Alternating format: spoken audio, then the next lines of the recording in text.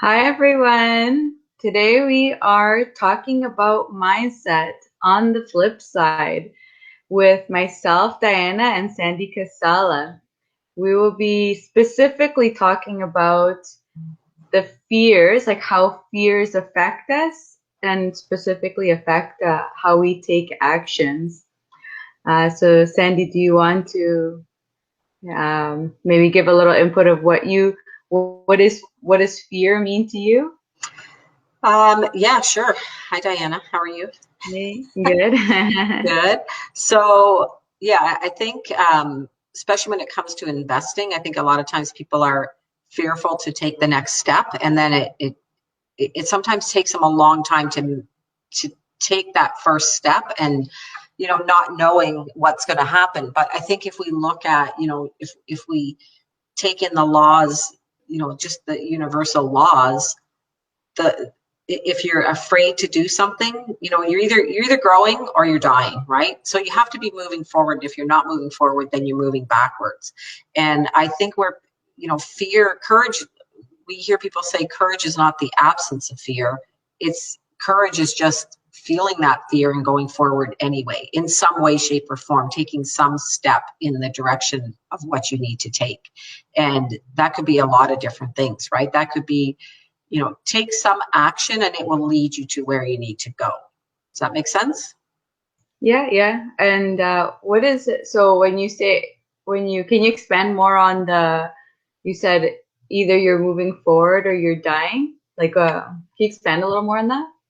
Yeah. So everything is energy, right? We're energy. Everything in the universe is energy. Everything is always moving. So in order to be growing, in you have to be moving in a direction, taking action and moving forward. Because if you're just staying the same, well, I think even, yeah, if you're staying the same, you're going backwards, right? You have to always be moving forward, and moving forward can be anything, can be any decision that you make.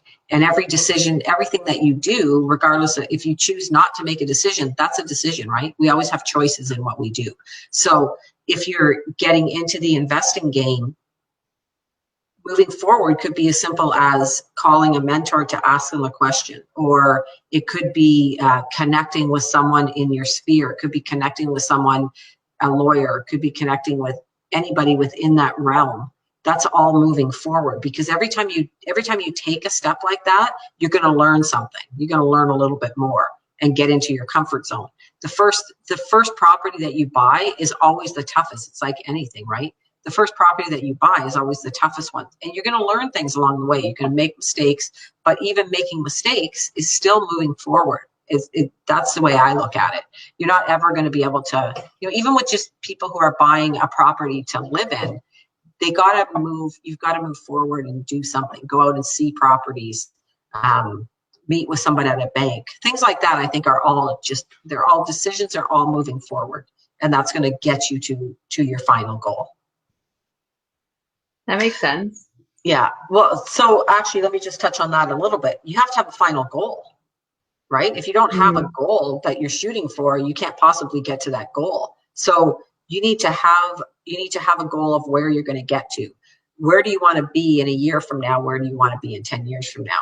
Because if you don't have that goal, you can't possibly get there. It's like getting in your car and just starting to drive. Where are you going to end up? You're going to end up wherever you end up. Could be, you could end up 5 minutes away and keep going in circles, or you could end up, at the other end of the country. But I think having a goal is the most important, because if you don't have that goal, you can't possibly figure out how you're going to get there. You're either controlling your destiny or someone else is controlling it. So if you've got a goal and you're working towards it and moving in the right direction all the time, you're going to get somewhere. Yeah, that makes sense.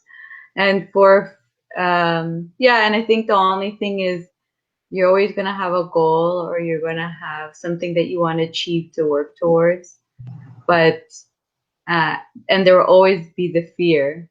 It's just learning to control that fear Yeah. and, and understanding the fear, like what's causing the fear so that you can reduce the fear.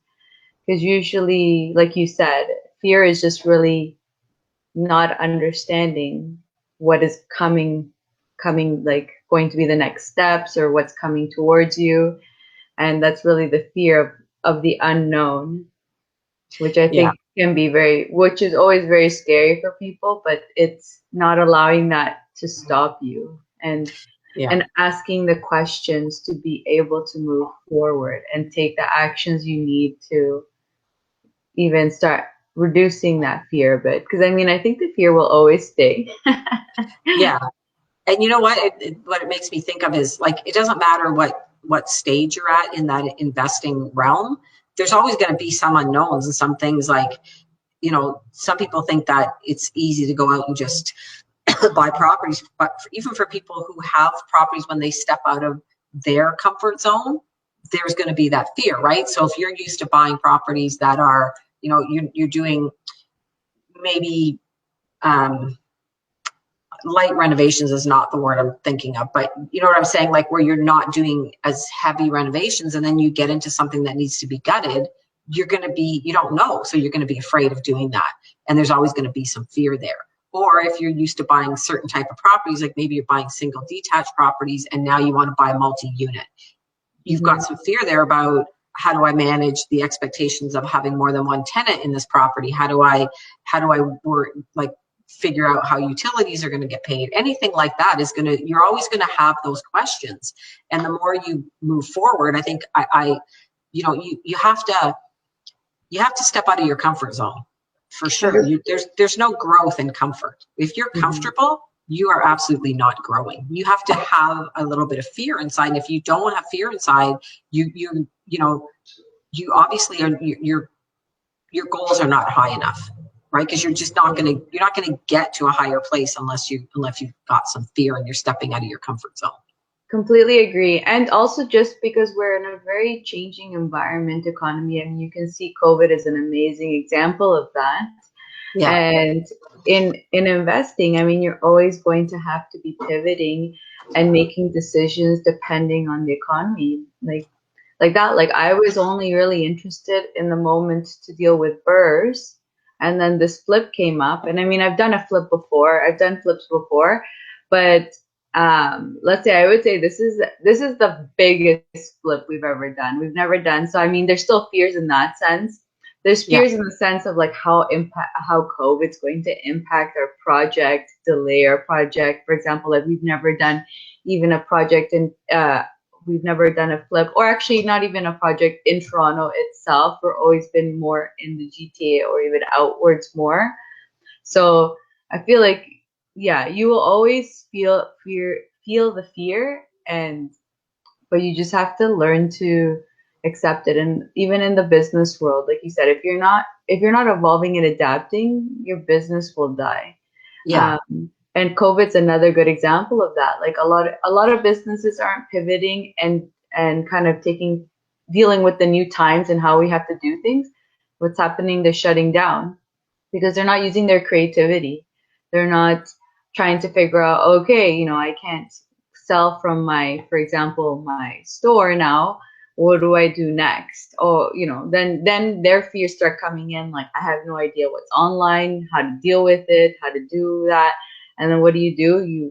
You're basically just killing your business right there. Yeah. Yeah, and I wonder why. I guess, I mean, we all have fears. I mean, I think of my own business and different things that I've done and different things that I've seen other people do, and there's always that fear there of, but everything you do has got a risk to it, right? Like if you have a 100%. full-time job, there's no guarantees that you're going to have that job tomorrow, especially what we've seen happen with COVID. There's no guarantees you're going to have a job tomorrow. So you may as well control your own destiny is the way I look at it, right? And 100%. set that up the way you want it to look. I mean, small businesses are what drive this province, I think. So, and the housing market really, in my estimation, has driven the market in Ontario for probably 10 to 12 years now. That's what's kept this whole economy going, right? I think people underestimate that. They don't get how big of an impact the housing market has, because every time a house sells, it generates taxes. It generates, people doing renovations, buying material, buying furniture, so many different things that are impacted by the housing market that I don't think people understand. So when you look at buying something, and if you're afraid of buying it, I get it.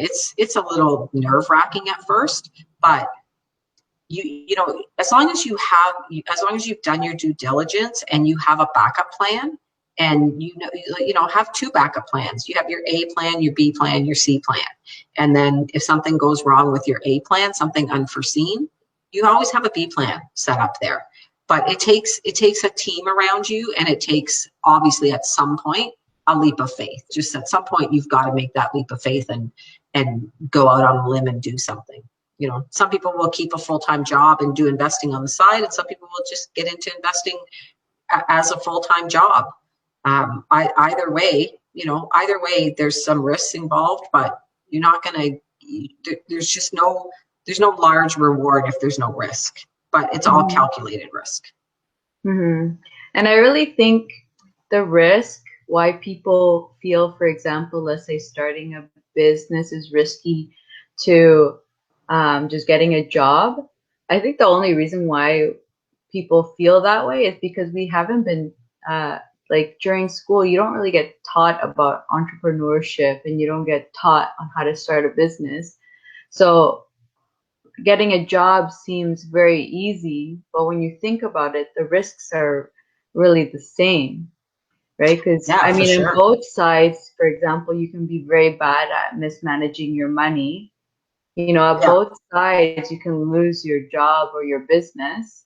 You know, everything is the same on both sides. It's just really you as a person, having that confidence, like that. Like I think because of all the schooling that we get, yeah, we feel like jobs are very safe and the easy way, but it's easy because we're trained to yeah, get jobs, right? That's why it seems so easy. You know, if there were schools, let's say from young, where you're learning about entrepreneurship and you're just learning different things about how it works and just more in detail about that, you'd see probably a lot more people being entrepreneurs, because they'd be like, oh, it's so easy to be an entrepreneur, you know? But because yeah, we don't really start learning it until what, you go to university. I mean, unless if you go into like a business type of in yeah, college or university, maybe that will come into like you getting interested in it. But really, like getting a job is ingrained from being a little kid, you know? Unless if your yeah. parents have their own businesses, I feel like you don't have much more exposure other than that to understand the impacts and the risks, and how that they're really the same, and it's not really one is more than the other. Yeah, and I was thinking that as you were talking, and then you kind of brought up that point about, you know, your family, and whether if your family runs a small business, you're probably more likely to do it. I don't come from that type of background. I came from a background, you know, my dad worked at Dufferin Construction for his whole life. Mhm. And then my mom worked at, you know, different odd jobs and stuff like that. But um, it was never taught to us about being an entrepreneur. And you know, that came more when I left home, and my husband at the time was more, his family had always been entrepreneurs, and I learned more about that stuff. I mean, I think either way, it's whatever you're comfortable with. You just got to make the decision. And if your decision is going to be that you're going to go forward as an entrepreneur or as an investor, then make that decision, and don't let anything sway you. Just keep moving forward, right? You got to just go as far as you can see. You'll be able to see farther. And every step you take, you know, I always like to say, you know, turn around and look back at how far you came. It's not always about the money. It's about, you know, learning, just looking back at what you've achieved and understanding how far you've come. So, I mean, I joined a real estate coaching program. I guess it would be about 6 years ago now. And the first year that I was in that, and I had been in real estate for a long time. I'd already been in real estate for 24 years, but I was stuck at a certain level, and I couldn't get past that level. And I joined what's the Craig Proctor system, because he was the #1 Remax agent in the world for years. So I wanted to learn from somebody who had already done that. And so for the first year, all I did, the way I measured my success was I looked back at it and said, I didn't look at the money part of it, but I looked back and said, am I a better business person today than I was 3 months ago? What have I put in place that's going to help me get to the next level? And I mean, I'm still learning all of that stuff today. But that's the way I think you measure, to me, that's the way you measure success. You measure it by how far have I come? Do I have better systems in place? Do I know more? Like just things like that, as opposed to just the money. So you can't look at every investment property. I mean, you're doing it for money. So you've got money is a good measuring stick, but it can't be the only one. Like the first project you do could be a joint project with somebody. Could be, I had a conversation on one of our the meetings, or the Thursday meetings, and he was a young guy and he wanted to get into doing renos, but said, I don't have any capital. Well, there's a lot of ways that you can do that, right? Team up with somebody and you could put your labor in, as that could be your investment in the property, right? So if you have somebody who's putting the money in, but they can't do the labor, and you can do the labor, and you say, okay, well, instead of paying me, that's my investment in the property. Like you got to think outside the box. There's a number of ways that you can get involved with that kind of stuff to get yourself you get your foot in the door, learn, and then move forward, right? What are actually, maybe I'll ask you a question. What are some of the books maybe that you've read that you think would be good for people who are thinking of getting into this kind of business? Like to be an entrepreneur? Yeah, to be an entrepreneur, to change your mindset, because it's all about mindset. It's all mindset. It is. Yeah, 100%. I would say the first book that I really liked, specifically about entrepreneurship, was have you read The E-Myth? Yeah, that's probably one. Yeah, I really enjoyed that one because like me and my husband been working together for 7 years, 8 years probably now, probably more, closer to 9, who knows. I'm not even sure anymore. I lost count after 5. We've been working together for too long. And but we struggled a lot because we're very different people. And specifically, one part of the E-Myth that really kind of drove home to me was they have like these different categories of people. One of them is the entrepreneur. And then the other one, which I'm going to say is my husband, is the technician. Yeah. Are very two different thinking people. Yeah. And until I read that book, that I really understand my husband, because he's that in the now person and I'm in the future. Like I'm like already thinking of how to multiply teams, and he's like, are you crazy? I'm trying to do this project right now. Like who's talking about multiplying their teams, Yeah. And it was a really nice book to help you. Yeah, and I mean, even in relationship, like it was just really nice to help you. Like it really made me like understand, okay, he's the technician and he's very now thinking. And, now it kind of helped me now understand like how to work around him, or like how to do things more. Yeah. When I'm so futuristic thinking. Yeah. And just how to like drive that. So I feel like that one's really nice as an investor, or starting up any kind of business. Yeah. What about you? What book I would agree say? with that. I would agree with that one for sure. The E-Myth is probably the very first book you should read, and you should probably read it every year, right? Because that teaches you a lot, and every time you read it, you learn something a little bit different. Oh my goodness, so many books. I mean, I like mindset books because I find that it is all about mindset, right? And you just can't outgrow your self-image. So working on your self-image is really important, because if you don't see yourself as that investor, if you don't see yourself as that entrepreneur, it's going to be really hard to get there, right? You're gonna self-sabotage yourself. You know where I learned so many lessons, this is going to be funny, but where I learned so many lessons, and I can't even believe it, is RuPaul's Drag Race. Like there's so many. I don't know if you watch that, but what is it called? Drag Race, RuPaul's Drag Race.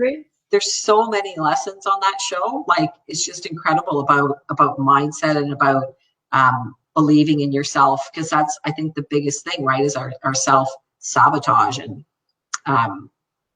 just no different really than um, getting, like where they say people who win the lottery, most of them end up back where they were before they won the lottery, because you can't outgrow yourself. You can't outgrow your self image. So if you see yourself as that person that doesn't have the money, you're somehow going to get yourself back to that point. And that's something that all my life I've kind of gone through, and getting back and wondering why do I keep doing this to myself? So that's why I think reading the mindset books and learning about yourself and all of that, I think, is so important, right?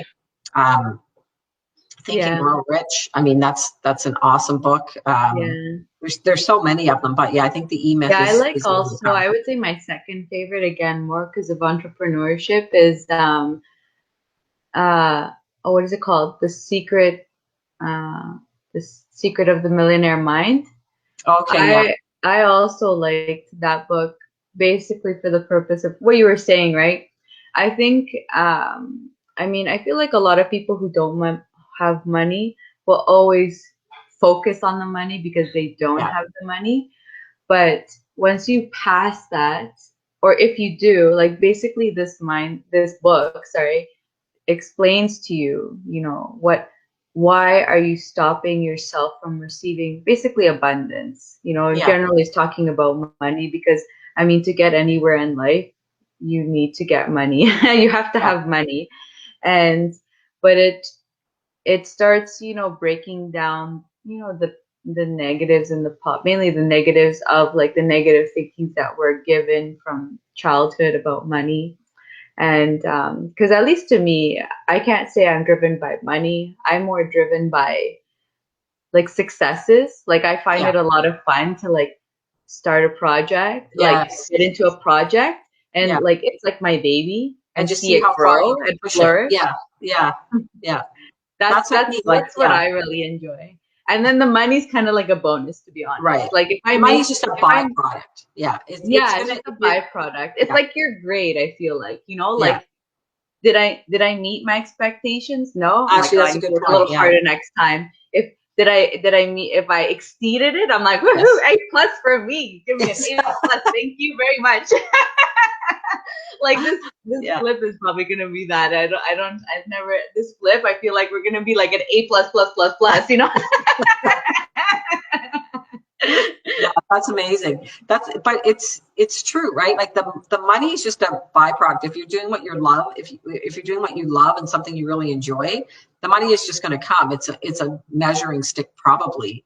But I don't Yeah. think if you're just doing something for the money, it's going to be really hard to get there, right? And then once you make a certain amount of money, like once you can pay your bills and once you can succeed on that level, you have to have a different reason to get up every day, because Yeah. after a Well, that's while, when the it's self-discovery, I feel like, starts yes, happening, right? Because when you have the money to not have to stress about all the things that you have, is when you actually go through, let's say, I would say like another pitfall. You go through a pitfall because you're like, I have money and I'm not happy, right? yes, I feel like people who, especially when you become rich very fast, I feel like this is something normal that happens. You have a mentality before that either whatever your reason is for needing money, either like, my parents were broke, I hated that lifestyle, I need to have money, or or maybe the other way around, like my parents were rich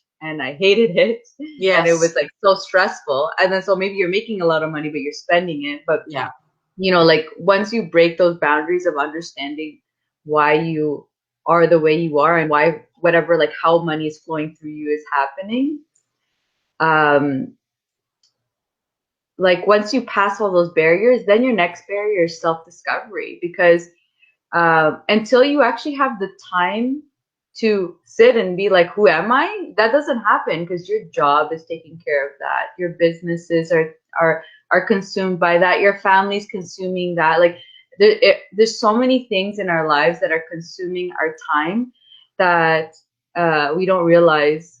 Like we don't actually know who we are, and I think that also happens a lot, specifically to retired people, because a lot of people, for example, say, which I kind of find this sad, but they say like, I will work till I die. And really the reason they say that is because I'm too scared to know who the person I am. Especially imagine being that at 60 or 80, you know, and being like, now I have to discover who I am. That's a very scary concept for a lot of people.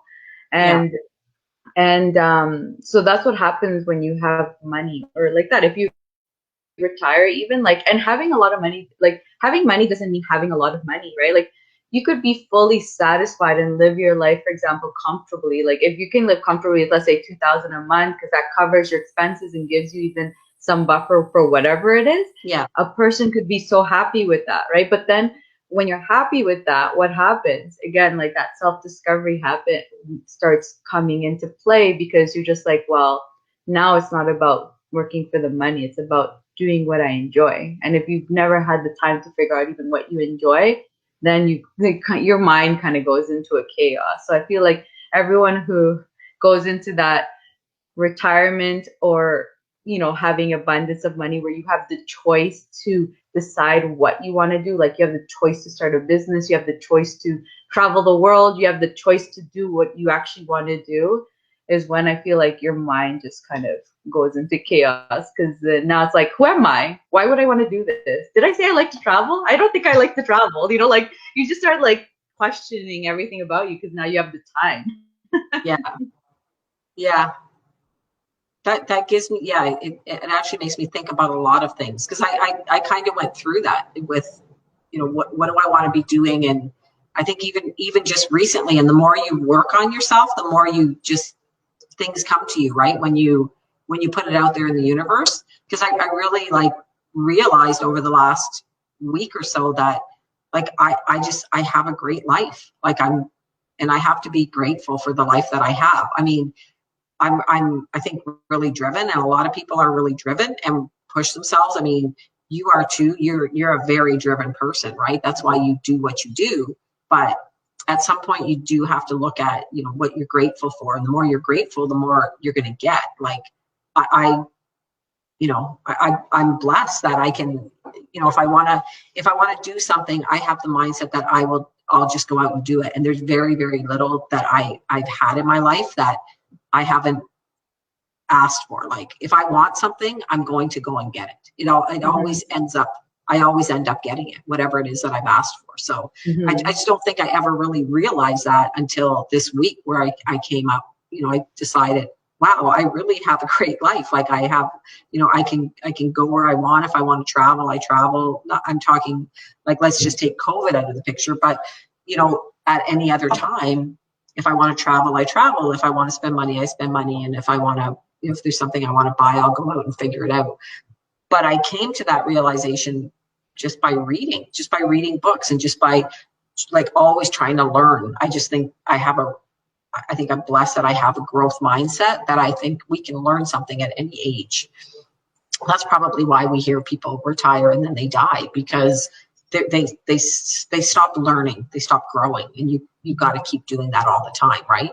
You have an inner drive that drives you to do things and learn things, and you're always surrounding yourself with other people that are building a team, and surrounding yourself with other people to learn and grow. And I think that's huge. That's just going to get you everywhere that you want to go, because you can't measure things just by money, I don't think. I Yeah. mean, I've had money, and I've been extremely broke, and having money is way more fun because it gives you options, though, right? It's just the options. Like I've Yeah. always said that to my kids. You want options, because if you have options in life, everything will be better, because you always have a choice, but you don't always have a lot of options, which is huge. So if you can figure out what are my options, which way do I want to go forward with this? But I think it comes right back full circle to what we said at the beginning. You have to step out of that fear. You have to step out of that comfort zone, or you're never going to progress. You're never going to get any better.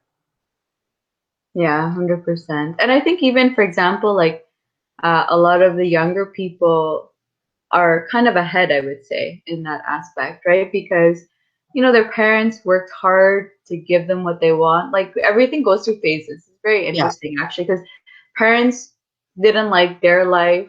Maybe they struggled a lot, so they worked really hard to give their kids that better life. And now kids have the better life.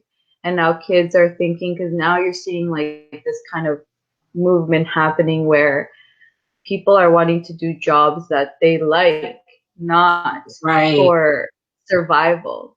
Back then, even it's really funny actually. My parents would always get like you could tell the difference in mindset because they were used to, for example, like a job. You start for like 9 to 5, right? And there's no like deviations, right? Where I used to be a consultant, and I could come in and out whenever I wanted, and so and for some reason that just like never clicked into my mom's head. And then especially when I was younger, I was living with my parents, and it was really funny because my wake up call in the morning for 2 years was like, "You're gonna get fired. You have to get up. It's 8:30, and you still haven't left yet. You have to be there by 9." And I was just kind of like, I'm like, that's not how my job works. Oh my goodness, that's really funny. But it was hilarious. Yeah, it was like my morning wake up call. My alarm was always my mom telling me. She's like frantic if I would sleep in Yeah. past 8:30. She like, for her it just didn't make sense because sometimes I would come in for 9, other times I'd be getting in by 10 and or 10:30, and my mom would like, it would just like stress her out. She's like, "You're gonna lose your job," and I'm like, "No, I'm not. I know how my company works." Like like Okay. especially when I started a project in BC, I was working BC hours, so I'd be coming in Oh, at like 10:30, and I liked it just for the fact of just because I would still be ahead of everything. I'd have like a couple hours before they're yeah, starting their day, anyways. But yeah, it was really funny. But it's like you see the differences, right? Because like the way businesses worked back then were very, very different. And even now, for example, you're just even seeing like another different phase of how businesses work, right? And it's just because things are evolving, like the needs are so different now. People's yeah, mentalities. Like I feel like that is one thing mindset is even within the generations is improving, right? Because yeah, like yes, our parents had different mindsets, but then we learn from them. We decide what we like or don't like. Then you're going on to the next, right? And then from what we decide is good or bad, from what we've learned from our environment and our family, we do those impressions to our children, right? And then they get their different, right? So it's just kind of like your mindset. The mindset. Well, I mean, it can also get worse. But I feel like in the general sense, mindsets are improving yeah. I see what you're because you're saying. learning from Yeah, all the mistakes. yeah, yeah. I see what you're saying, and I think it's what you were saying about having that. Let me go back. So I think we gotta, if you talk about paradigms, right, and what your parents teach you as a child, you learn all these things, you get all these things in your subconscious mind, and you just think that that's the way things work, and you've got to work through those paradigms to be able to move on to the next level. So sometimes, what we think is just the way to go. Like it's interesting that your parents don't have like mine don't have an entrepreneurial background, and that you changed that. I wonder why. I just kind of wonder why that is, right? I guess it's just being exposed to other things and going out and trying them. Because some people are kind of stuck in those paradigms, and then they Mm-hmm. don't think that they can do anything different, right? You know, a Yeah. lot of Well, people. actually, my parents are kind of strange because, I mean, my grandparents on both sides were both entrepreneurs. Oh, My interesting. mom was and is actually, you could Oh, say that okay. she even is. Um, but I think it's just again like, um, because another thing I feel like parents are always doing is like they're just kind of for example, like they've done it, but then they think their kids can't do it. For example, like I felt like that also like I felt like being a woman Yeah. and being a woman and doing entrepreneurship was also kind of like very scary. Like my parents were like, you need a man to take care of you, like let them deal with the stress of things, like you Well, shouldn't that's be interesting. dealing those kind of stuff. And Yeah. even though my mom was, entrepreneur, but I feel like parents are always same thing. Like I guess the fear, right? Like are always Oh, worried for their for children and think because of the way society is, like because we're taught jobs are easier, Like, even though they're like, yeah, we're, maybe they think, I don't know what they think, maybe it's like we're the exception, but we want you to take the safe route and make sure that you do things like the safe route, so like you don't screw up or something. I don't Yeah. know. But that's interesting though, because a lot of kids when they're younger, the parents will say you can do anything you put your mind to. But then when they get older, it will just get a job, be It safe, changes. right? So it's really Yeah. weird. Like, Yeah. It's very, very true. yeah, Because when I was young, for example, my dad was always ingraining in us, always start a service business. yeah, You don't need an office. You don't need any equipment. You don't need nothing. You need very basic things. And they're like, so if it goes bad, you can recover from it, because it's service based is very simple compared to like if you're doing, let's say, retail, you have right, to like buy a lot of product, yeah, right? Service based businesses yeah, are much easier. You lose money. Like, for example, like let's say cleaning, right? Really, you just have a couple cleaning products, which you would in your house anyways. So you probably steal them from your parents and go off and clean or something. So it's free anyways.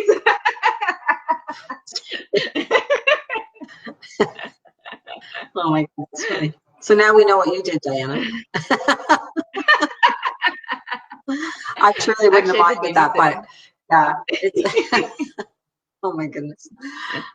But with a service base, like you got to look at, are you trading your time for money? And I think that's part of the myth, right? If you're trading your time for money, as opposed to having, not being the technician. The technician is the person who would go out and clean the houses, but the entrepreneur is the person who would hire people to go out and clean the houses and charge more money for it. So Yeah. they're all of But those that's things. starting off though. You Yeah, always want to actually do the work yourself to learn what it is and everything. I mean, that's at least how you grow much faster.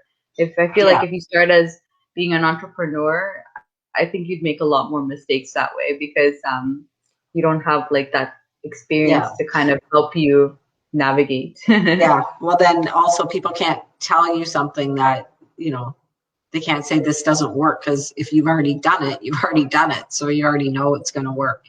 Hmm. Yeah, it's pretty interesting. So we have coming up, that would be, I think, is it next week?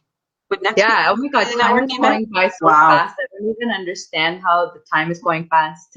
Crazy. Oh my goodness. 9 days Okay. away in our Yeah. networking events, in our next networking event on May 27th. Okay. So let's So talk a little it'll bit be about fun. that networking event, and what we're going to be doing on that one. Who's Yeah, going to be there? I'll let you take that over. sure. Yeah, well, so we're gonna have Sahas Chopra, and he's a brand strategist. So he's gonna be talking to people who need help with identifying their social media strategies as a person, like how they brand themselves on social media. Yeah. Which is always very important depending on whatever kind of investor, entrepreneur you're going to be. It's very important to make sure you're putting the right image that you want out there. Yeah. And then we will also be having Mark Smith on, which he's an amazing, crazy, amazing negotiator and like sales.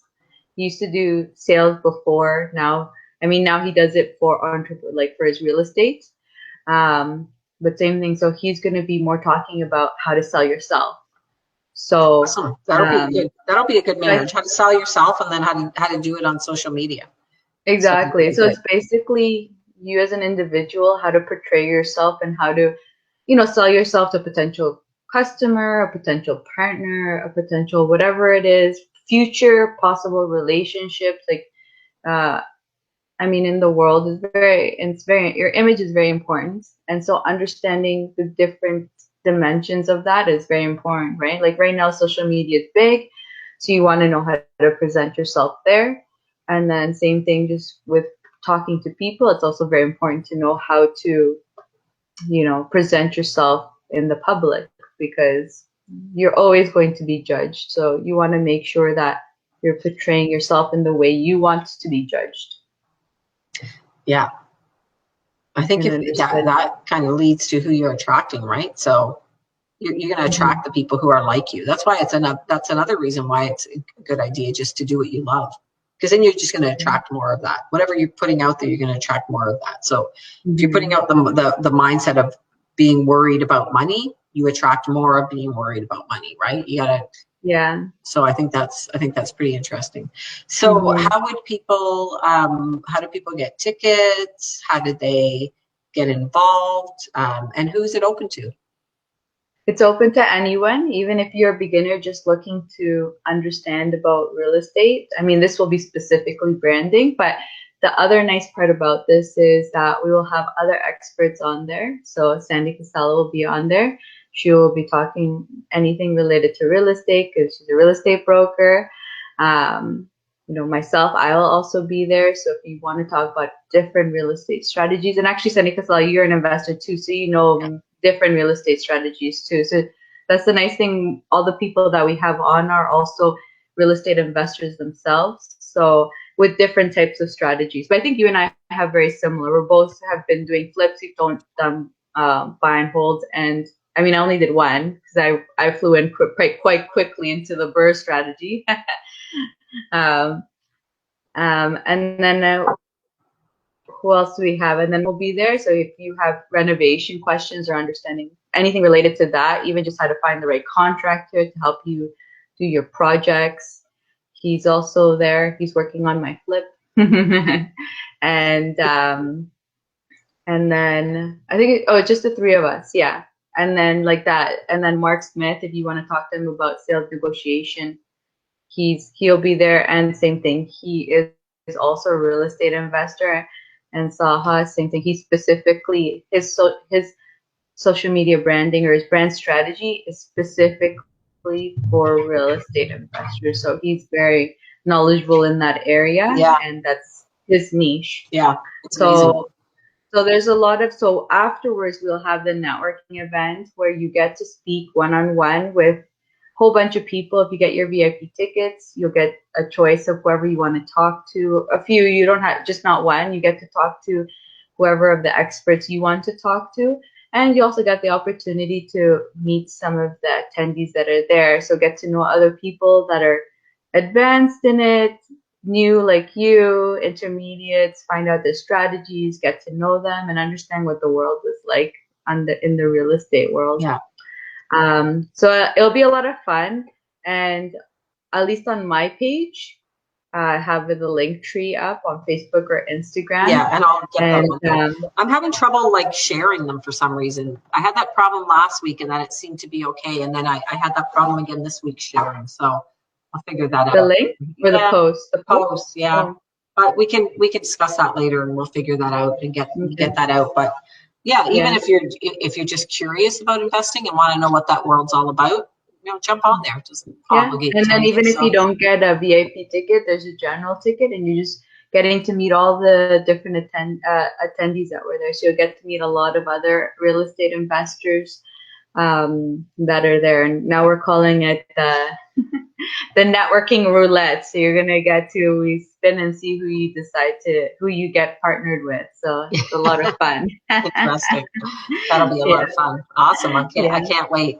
I know time's flying. We're almost like, oh my goodness, we're almost at the end of May. I can't believe how fast this year is going. Yeah, I couldn't believe it. It was actually my assistant where she was sending out some reminders, and she's like, and that's when I read, and then she was just asking me to review it, and it said 9 days, and I'm like, what?